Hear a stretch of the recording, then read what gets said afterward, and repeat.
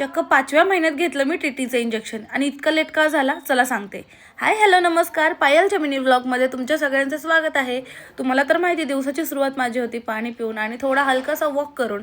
आणि बाहेर इतकी थंडी होती म्हणून मी घरातच वॉक केला, कारण माझ्यात तर ताकद नव्हती बाबा बाहेर जायची.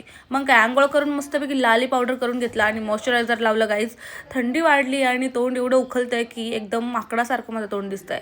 त्याच्यामुळे मी थोडंसं मॉइश्चरायझर लावलं आणि फ्रेश झाल्यानंतर लगेच मी घेते एक फ्रूट खायला, कारण मला खूप जास्त भूक लागती. मग मी सगळे घरातले कामावरून घेतले जे माझे रोजचेच कामं असतात. मग अंडी उकडायला ठेवली माझ्यासाठी, मग ती सुद्धा खाल्ली. मग मला खाऊशी वाटली बेसनची पोळी. गाईज माझे तर चोचले इथं संपतच नाही आहेत, काय ना काय मला खाऊशीच वाटतंय.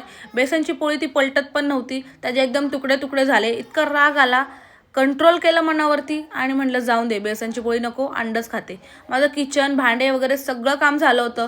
मग नर्स घरी आला होता, कारण की 5 महिने झाले तोपर्यंत मी टीटीचं इंजेक्शन घेतलं नव्हतं, कारण मी इंजेक्शनला खूप जास्त घाबरते.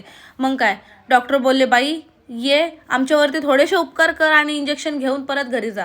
बीपी चेक केला तर बीपी लो आला माझा, कारण की मी इंजेक्शनला एवढी घाबरते. काय करणार ना.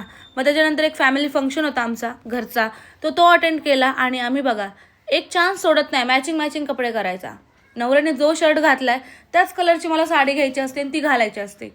मग काय थोडीशी शायनिंग मारत आम्ही पण तिथे एन्जॉय केला आणि कार्यक्रम खूप छान झाला. असा माझा आजचा दिवस गेला, थोडासा हसत थोडासा रडत. इंजेक्शनला खूप जास्त मी रडले होते गाईज, ते सगळं शूट नाही केलं.